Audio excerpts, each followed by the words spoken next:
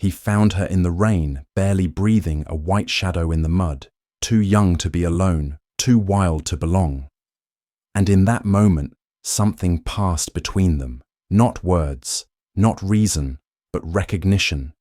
The kind that carves itself into the soul and stays, long after footsteps fade, but the world took her back caged. Her erased the echo of his touch from her skin. And for 7 long years, he lived with a silence that grew roots inside him, while somewhere far away in the deep green of another life, a tigress waited, watched, wondered, as if something was missing, something forgotten but not gone. And when their paths crossed again, it wasn't logic that moved her. It was memory, raw and aching, memory that broke through time and distance and pain. Because some bonds are not made with chains or names, but with something no one can see and nothing can destroy. Every morning before the sun could lift the mist from the fields, he moved through the same rituals, hands calloused from seasons of harvest boots, sinking into the soft, wet soil, his breath a quiet cloud in the chill. And though the village stirred with life, the sound of roosters, the clatter of tin pails, there was a silence that followed him like a shadow, one that lived not in the world, but in his bones. The barn stood empty now, but he still left the door slightly ajar, as if out of habit or hope. The bowl near the threshold had long been dry, yet he cleaned it every week without thinking, just as he sometimes turned his head at rustling in the tall grass, expecting a shape he hadn't seen in years. The neighbors said he was steady, calm, unchanging, but they didn't see the way his gaze lingered on the tree line, or how he paused before sleep, as though waiting for something soft and unseen to settle beside him. His world was not broken, just unfinished quiet, but never at peace. And though he never spoke her name, even in the privacy of thought, it hung in the air like the scent of rain before the storm. He remembered the moment, not in images, but in feeling the sickening weight in his chest as they pulled her from his arms, the way her eyes locked on his, in confusion and fear, not understanding why the warmth had vanished, why the scent of safety had been replaced by metal, and hands that smelled of plastic and power. He had no words to give her, no promises that meant anything, as the truck door closed with a finality that shattered something inside him. The silence afterward was not quiet. It screamed in the spaces she used to fill the barn was stripped of life. Her prints still visible in the dirt for days after, like echoes that refused to fade. He still listened at night for the sound of soft breathing, the rustle of straw, but all that came was wind and the ache of what was missing. And though people said he adjusted, said time had a way of healing, it did not. It simply taught him how to live around the whole, how to smile with only half a heart. And far away Shira grew in wild spaces among trees that didn't know his voice, surrounded by animals that didn't smell like trust. She hunted, she ran, but she never settled. Her sleep was light, her movements restless, and though she forgot the details, she never lost the shape of something that once made her feel whole, a shape her body remembered even when her mind could not. And so years passed with both of them, carrying the same silence, one in the fields, one in the forest, until the silence itself became their only constant, their only companion. Let me pause here for a moment and ask you something from the heart. Where are you listening from right now? Have you ever experienced something like this? A moment when someone, maybe a person, or even an animal, remembered you after years apart, that quiet shock of recognition, that proof that time can't erase everything. If stories like this speak to you, if they stir something deep inside, make sure to follow.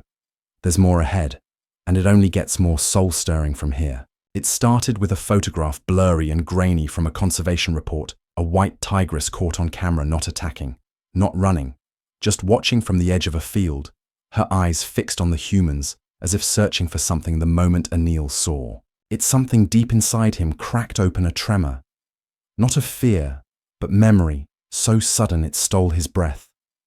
He told himself it couldn't be. Not after all these years, not after silence so loud it had become a second skin. But then came the calls from officials, hesitant, curious, asking if he could travel, if he would be willing to stand in that forest again. And with every word, his chest grew tighter, caught between hope and fear. between longing and the quiet terror of being forgotten. What if she had moved on? What if he was nothing but a ghost in her past while she still haunted every corner of his? He didn't sleep that night. The rain returned, and he stood by the barn door, left ajar like always, his hand resting on the frame, remembering the weight of her small body, the warmth of her presence, the unspoken trust he had once held in his hands and lost. The next morning, he packed nothing but a single photo, crumpled from years of being held. He boarded the jeep in silence, the landscape changing. Around him, trees growing denser, the air thicker with the scent of moss and old stories. He stepped out into the forest slowly, as if afraid the ground might not welcome him, his eyes searching his heart, bracing. And then they told him to call her just once, and he did, his voice breaking. Not from age, but from the weight of everything it carried. Shira, he said. And the forest stilled, as if holding its breath, as if remembering too. At first, there was only the rustle, the low hush of leaves shifting in the wind, then a shape in the distance, pale and slow, stepping out from the blur of trees. Her body was immense, her coat no longer soft with youth, but gleaming, powerful and feral. And yet there was a hesitation in her stride, a stillness in her that did not belong to the wild. Her ears flicked once, twice, her nostrils flared, and the moment her eyes met his, the forest fell away. The years collapsed, and in that impossible, fragile second, something inside, both of them cracked wide open. Her body tensed, not to flee, but as if caught between instinct and memory. Her gaze locked onto his, not with hunger, not with fear, but with something deeper, older, searching for a truth her mind couldn't name, but her soul already knew. And then she moved slowly at first. Then, faster, the earth shaking under her weight, but not from rage, from need, from recognition. And as she closed the distance, he did not run. He did not flinch. He stood open, vulnerable, aching. And when she reached him, she did not roar. She pressed her head against his chest, heavy, warm, trembling. And it was as if the world finally exhaled, the silence between them, filled with everything no words could carry. His hand touched her fur, rough now, thick from the wild and still. She leaned into him, eyes closing, like she had found the place she never stopped looking for. He wept not loudly but completely, and she stayed wrapped around him, not as a beast, not as a memory, but as something whole again, something found. And in that stillness, where time no longer mattered, they simply stood together, hearts remembering what even time had dared not take.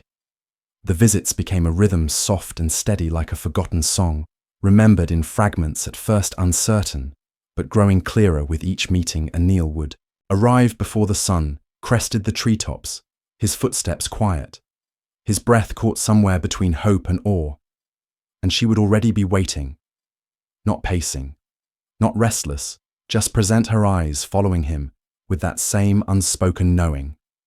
The first time. He reached out.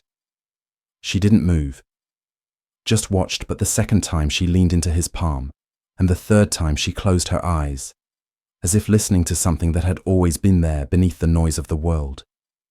He began to speak, not with words, but with hands, with time, with stillness. She began to trust again, not with submission, but with presence, letting him sit close as she stretched in the tall grass.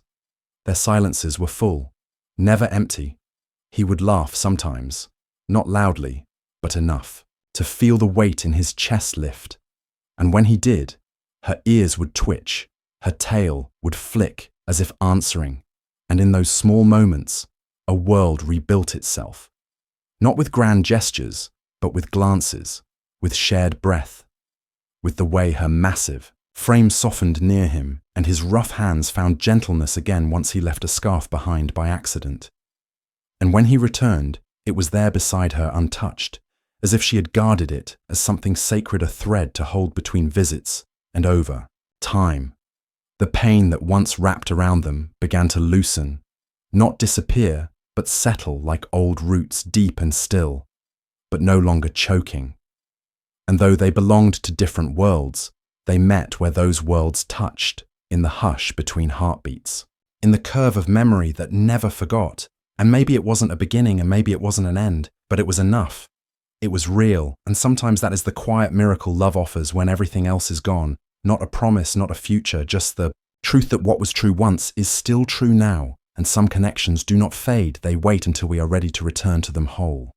Some bonds do not ask for words. They endure in silence, beneath years and distance, beneath forgetting and the ache of what could never be said. They wait quietly, like roots under frozen ground, holding on until the season turns. And when it does, when the eyes meet again, when the scent is remembered, when the heart dares to open, nothing needs to be explained, because love that is real does not vanish. It pauses. It endures. And when the time is right, it returns not to repeat the past, but to heal it, quietly, completely.